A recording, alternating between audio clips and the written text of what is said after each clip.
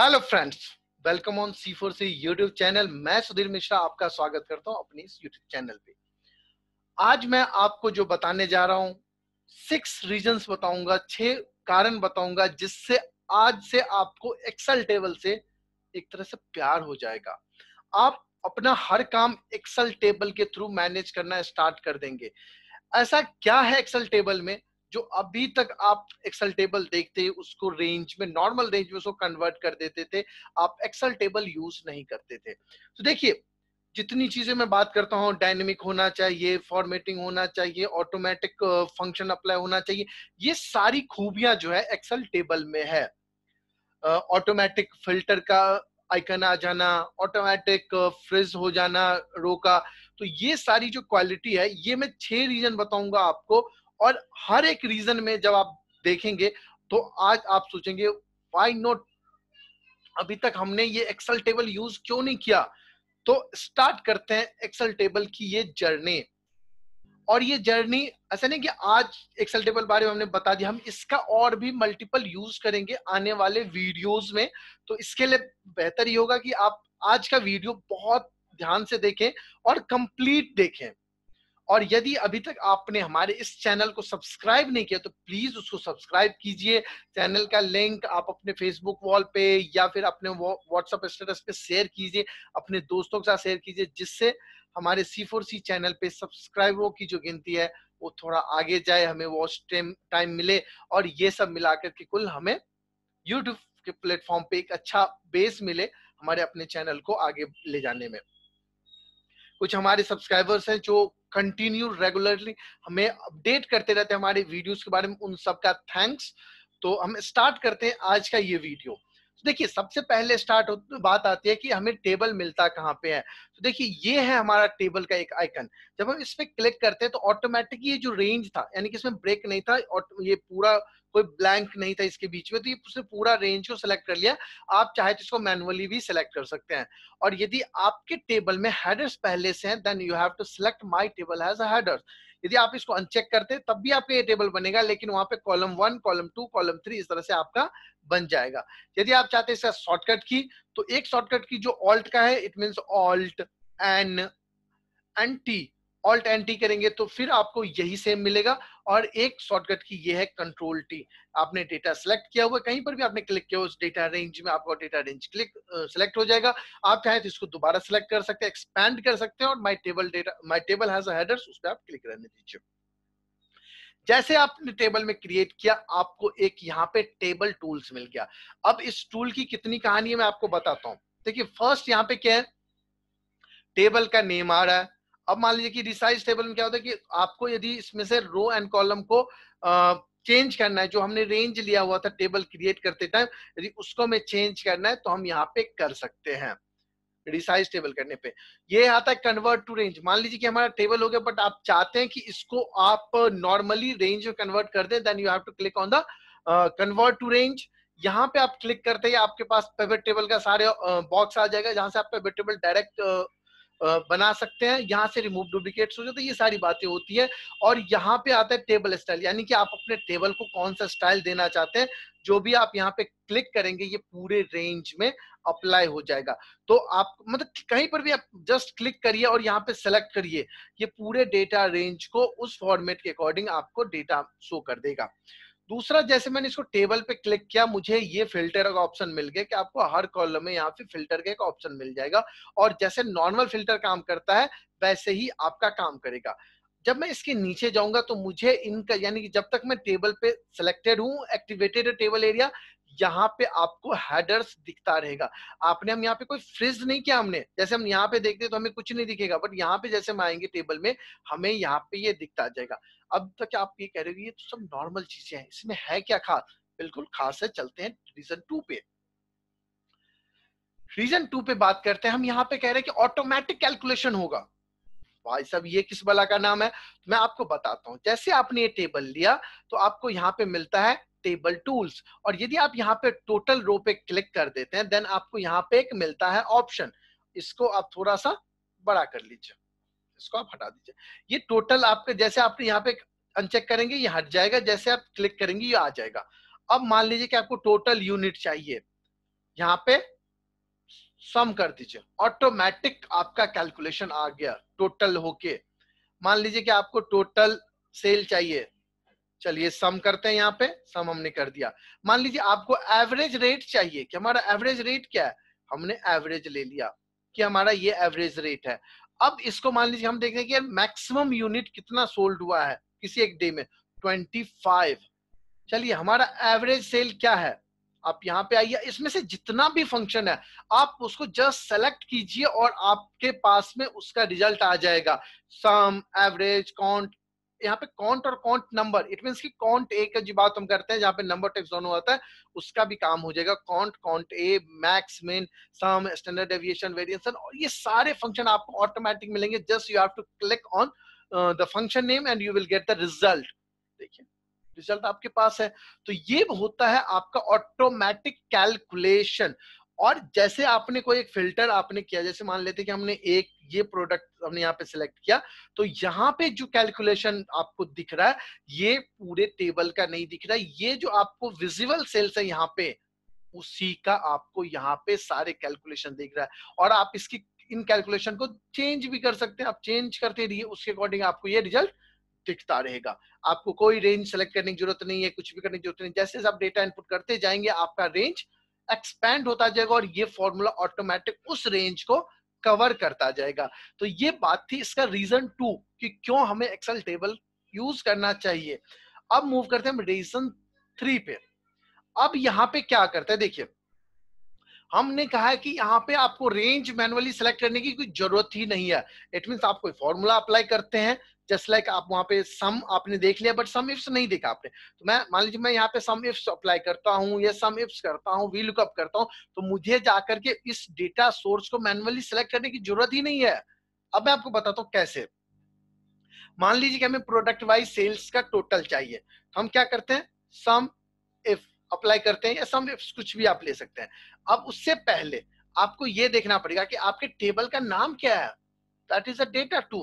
चलिए इसका हम रखते हैं कुछ नाम रखते हैं इसका कुछ अच्छा सा, तो मान लीजिए कि रेंज, हम इसका नाम हमने रख दिया रेंज। क्लियर। अब हम यहाँ पे आते हैं सम इफ अगेन। अब हमें यहाँ पे रेंज लेना है, रेंज टेबल का हमें यहाँ पे प्रोडक्ट कॉलम सेलेक्ट करना है।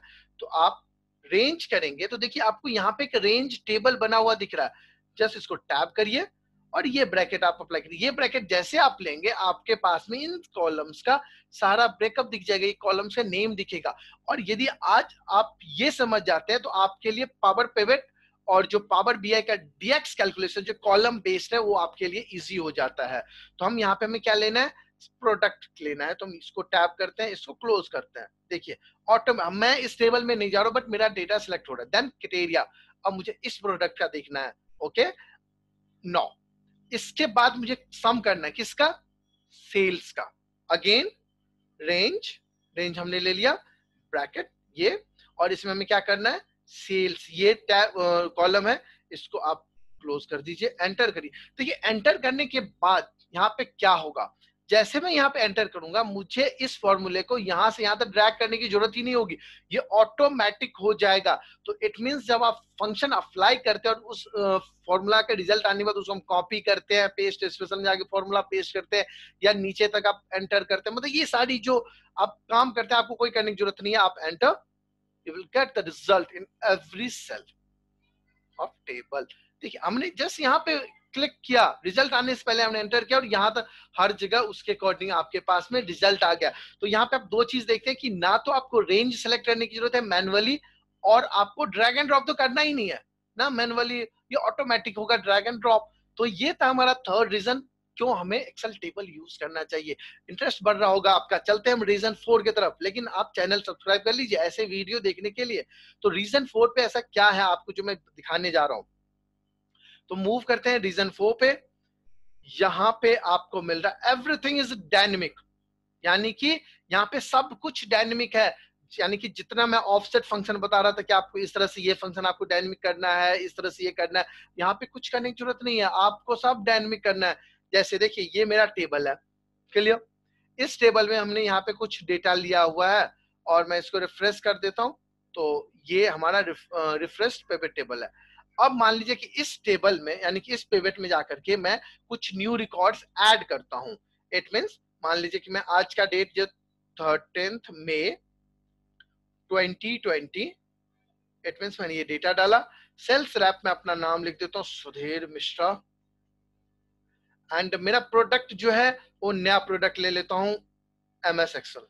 चलिए मेरा प्रोडक्ट है MS एक्सेल और डिस्काउंट 1%, इसका कोई और यूनिट ले लेता हूँ मैं 9 एंड रेट ले लेता हूँ मैं 3000 ले लेता हूँ, जिससे मेरा यहाँ पे वैल्यू कुछ लार्ज टाइप का दिखे एंड मैं इसको मल्टीप्लाई कर देता हूँ। 27,000 का ये रो मैंने यहाँ पे ऐड किया और जैसे मैंने यहाँ पे ऐड किया ऑटोमेटिक टेबल का जो एक्सपेंड होना था आगे एक्सपेंड हो गया है।